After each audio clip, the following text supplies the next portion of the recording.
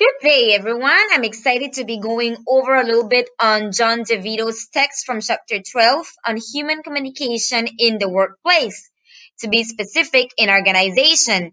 So stay tuned and let's learn together more about communication in an organization. The question is, what is an organization? Well, that's what we're going to be looking today in order to identify how communication and organizations work together. An organization encompasses of four important details.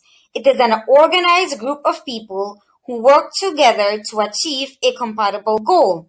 Now, the importance of organizational communication is that organizations are almost entirely determined by communication techniques. That's why it is important the way they communicate with their employees, how they influence them, and the complexity of the organization itself. First of all, let's look at what an organized organization actually means. We should know that all organizations are structured in some way, that there's persons that are clearly defined and have a specific role or a position. For this, they sometimes have formal and informal structures that are more like channels of communication. For example, we can see it as in the office of the CEO, who is a manager. He has a specific role and then carries out the other structures of the communication whereby they communicate on what they expect on the role of each individual that's part of the organization. Secondly, an organization is a group of people. Now, the number of individuals varies in a variety of different cultures within the organization. All depends according to how much people they need to work or to deal in a specific area within the organization. Working together is another essential part of what makes up an organization. Here, each person's job is related and connected to the jobs of others within the organization, even if the organization is geographically separated. At the end, they're all working to achieve one goal and must find the means to communicate, either if it's that meeting once a week, once a month, if they can communicate via email, Zoom meetings, through cell phone calls, or any other means that they can. At the end of the day, their goal is to communicate with one another and everyone doing their work to achieve one goal.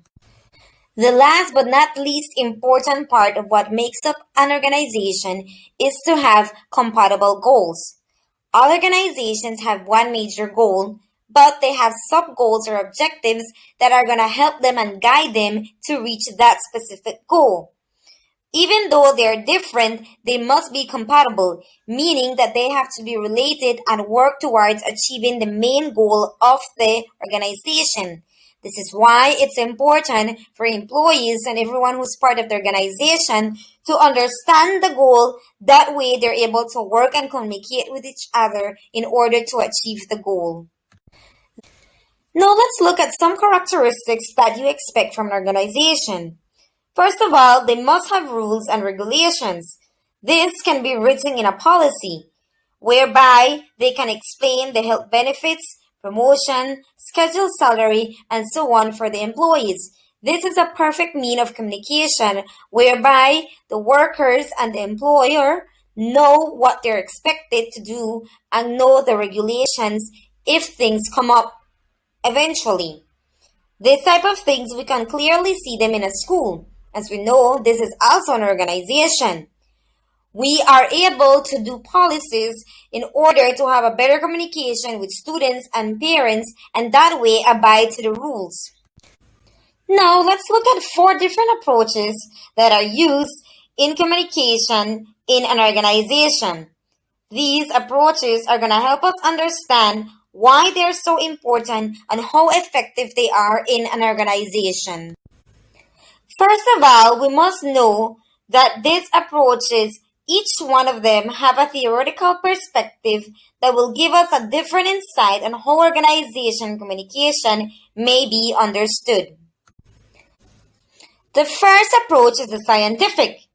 Here, it focuses on the science of increasing productivity and studies the physical demands of job relation. the physiological capabilities of the workers, and it also emphasizes communication as the giving of orders from management down to the workers. Next is the behavioral approach. This one considers employee satisfaction with their job, workplace, and relationships. This consideration led to the understanding that employees should be treated like humans with recognition of their needs and wants, and that communication should take these important factors into account.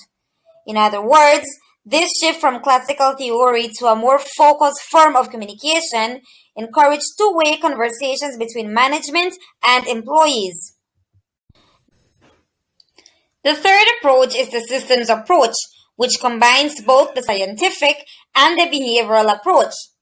Here, it views an organization as a system in which all parts interact and in which each part influences every other part.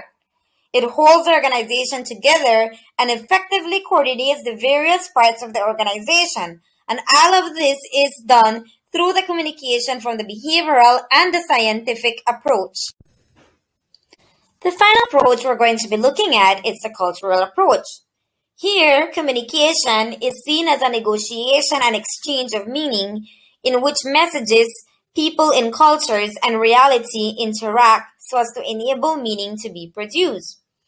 In other words, the organization is viewed as a culture where workers have similar values and goals, high standards, and willingness to change in order to grow.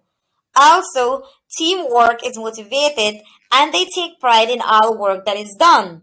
There's a group of workers for each section and they have specific protocols that they have to follow. Here, they're able to receive feedback and positive qualities of their job. Here, they also decline inappropriate verbal and nonverbal behavior, and they specify rewards or punishments for breaking rules, just like we do in the classroom with our students with our behavioral charts. Effective communication is a building block of successful organizations. Without them, success wouldn't exist for them. When they have effective communication, they're able to solve problems, they're able to avoid conflicts with management, and it carries the organization in a leading role. Organizing also requires effective communication with others about your job task. So, being able to relate the perfect message to the employees is a must. Effective communication is significant for managers in the organization so as to perform the basic functions of the management. For example, planning organization, the goals, objectives, and roles of each employee. Now that we have learned about the importance of effective communication in organization, let's look at some of the benefits that our school will have if we follow these steps. First, school and teachers know that good communication with parents is an important part of their jobs. Teachers need to know about their children's families, language, and culture in order to help children learn. Parents benefit because they learn more about what goes in school and can encourage learning at home.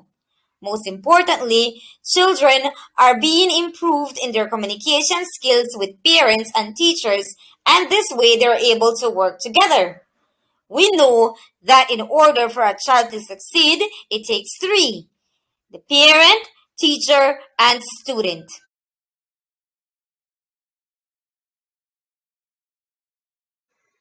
We have now reached the ending of our presentation.